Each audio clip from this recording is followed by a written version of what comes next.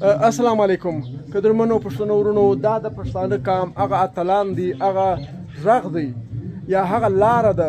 چې د دې قام در تکلیف و دنیا جهان ته رسوي نو دوی د چمن د پرلت چې کوم کوریج کوي دغسې د خلکو چې کوم غږ پورته کوي په دې باندې د ریاست لخوا څلورو سره اف آی آر کارت شوي دي نو زه په دې ویاړم زه په دې فخر کوم دا هغه ښاغلي دي هغه اتلان دي چې د پښتانه غږ اوچتوي نو دوی اول په خپل نومان درته وښیي تاسو خپل نومان راوښیاست احمد ظاهر حبیب الله بشیر دوست مولانا سلطان حضرت علی عیار نو زه دا خبره کوم چې د یو مظلوم غږ پورته کول د یو مظلوم غږ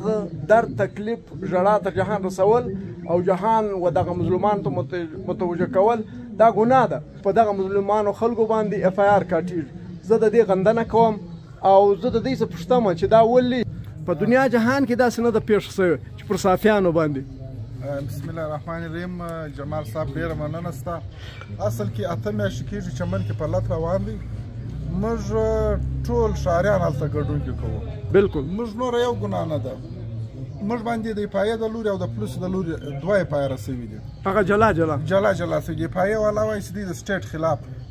مطلب کوریج کوي موږ دا خبره کوو موږ د نیل ډیپټي کمیشنر راځي زموږ سره لمنځ کوي هلته زموږ سره په سټیج کښېني هغه وایي ستاسو جمهوري حق دی احتجاج دلته تاسو ناست یاست آیا موږ نه پوهېږو دا رقم جمال صاحب ما درته وویل زموږ کوم چمن پریس کلب چې دی هغه هم راځي هلته کوریج کوي بلکل زموږ نور سوشل اکټیویسټ کوم دي هغه راځي هلته در موږ زیات فالوورز دي موږ نه پوهېږو چې دا څلور موږ ولې ټارګېټ شوي په دې ځای زموږ سر نه خلاصېږي دا زموږ د ټوله وطن مسله ده زموږ نیمې مځکې هاخوا ته دي نیمې دې خوا ته دي نو دوی څه ګناه نه ده کړې زموږ دوی د سټیټ خلاف کار کړی دی نو لہذا موږ د بالا کام څه دا خواست کوو چې تاسو مهرباني زه یوه خبره کوم دا پالیسیانې چې جوړوي ما ته خندا راځي یعنی په دغه دا کوم خلک دا پالیسیانې جوړوي چې لیونیان کښېنئ په ولاکه داسې دغه جوړ کړي غوبل جوړ نه دماغ شته د خلکو سره ورور نه صافي پېژندل کېږي نه یو سیاسي پېژندل کېږي نه د قام مشر پېژندل کېږي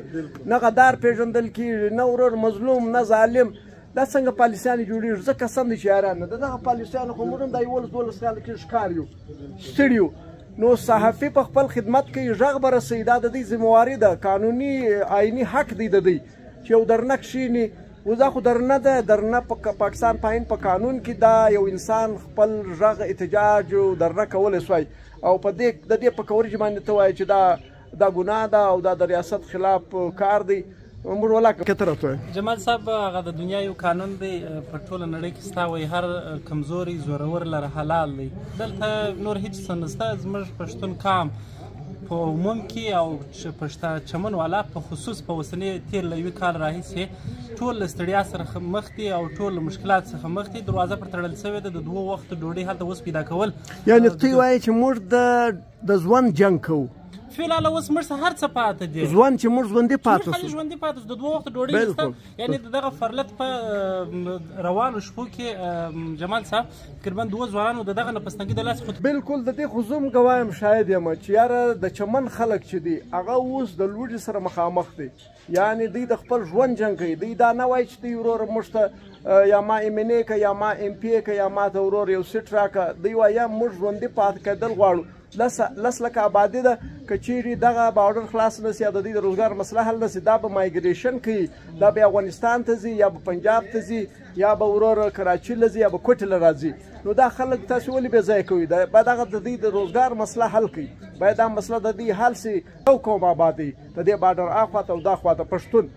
دوی ته باید دی چې هغه کوم د 2 کالو څخه مخکې او اوس کوم اجازت و هغه کوم مایدې سوی باید هغو ته عملي بڼه ورکول شي او پر دغه مایدو باندې ودرېږي دا دواړه حکومتونه که هغه خوا ته دي که دا خوا ته دي دغه غریب ولس نه په یوه مهمه خبره به لا درته وکړم په دغه اړوند د اوسني وخت یوازې دلته زموږ مشکل د روزګار نه دی چې دلته زموږ رښتې ستا د وړمې ورځې خبره به وکړو چې په چمن کې جمال صاحب یعنې که درته وایم چې کرشه باندې خو نو بیخي یو ګز قدر ځای دی چې د یوې غاړې او بلې غاړې ته سړي سره راوړي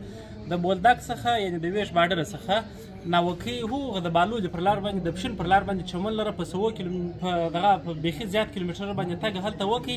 دغه ناوکۍ په کاچاک باندې یعنې په سمګلینګ باندې په انساني سمګلینګ په ډېره بېعزتي په ډېره بدرنګي په ډېره بدرنګي چمن ته راواړول او دلته بیا واده وصولان در دې هغه د کم د واده د سامان چې هغه د خونې سامان هغه د دې د واده کپړې نور څه ټول حالت تر اوسه پورې پاتې دي د اوس په بل سمګلر یا په کچاکبر کې پسې ګرځي چې هغه کپړې هم د پیرقند رقمو پسې راوړي یعنې دلته که تا پیسې ورکولې بیا پر هره لار ته تللی شي لیکن که پیسې نه ولې که تا خپل قانوني حق باندې پر قانوني لار باندې په قانوني توګه تا پر دغه لاره تګ راتګ غوښتي ستا دپاره بیا نه د تګ راتګ اجازه شته او نه بل څه شته قدرمن بالکل جمال صاحب دوی پر موږ باندې اف آی آرونه کړي دي موږ خو دا وایي که په دې باندې موږ ګناهګار یو دا ګناه خو موږ هر وخت کوو بیا هم کوو بیا هم کوو پر دې باندې موږ انشاءالله له دوی څه نه مطلب سر جن ټټو نه جن بیریږو بیره یو د خدایه څه کوو نو که د دوی څه وبېرېږي بیا خو ستا ډوډۍ هم ختمه شو روزګار دې هم ختم شو بچیان به دې هم خودکشي به کوې بالکل جمال ته خو د نس جنګ کوې د رزق جنګ کوې د ژوند جنګ کوې د تېرو اتو میاشتو د چمن ولس د ډېرو ستونزو سره مخامخ دي هېڅوک مس نه دی چې هغه راووځي او په دغه غره کې او په د لمر کې او بیا په فرلت کې چې دوه ځای فرلت شروع وي دوی ناستې او دوی د هغه مطالبه کوي چې موږ ته خپله د رزق د روزي دروازه راخلاصه کوي هېڅوک نه باچي غواړو نه غواړو چې ما ګورنر کړه نه مې دا غواړو چې موږ وزیر اعلی کړه نه 500 زر کوي چې ګټو دغه بس دا رایلک دا بس موږ ډېر کور ودانې وایي بس دا خبره هر وخت کوي مهرباني قدرمنه ته څه وایې جمال صاحب پر موږ کوم اف آی آر کاټ شوی دی اول د اف آی آر د لورې ستاسو په ټولنیز رسنۍ کې د حکومت خلاف نشریات کوي بیا د پولیس لوري په موږ اف آی آر کاټ شوی دی ستاسو په لاسو کې لرګي او ډنډې او تاسو تشدد کوي پرلت درنه د عین د قانون در لاندې صحیح ده قانون دا وایي ستاسو مطالبې صحیح دي نو بیا درنې کوریج په سوشل میډیا کول ولې ګناه ده علامي رسنۍ کې دی نه دی وایس په امریکا د الجزیره د سی ان ان د داګرد کې ټول کې موږ صرف په ټولنیز رسنۍ کې دې کوریج کړی دي پر موږ باندې د دې خلاف پیرونه کاټ شوی دې سزا راکول کیږي په یو وایي تاسو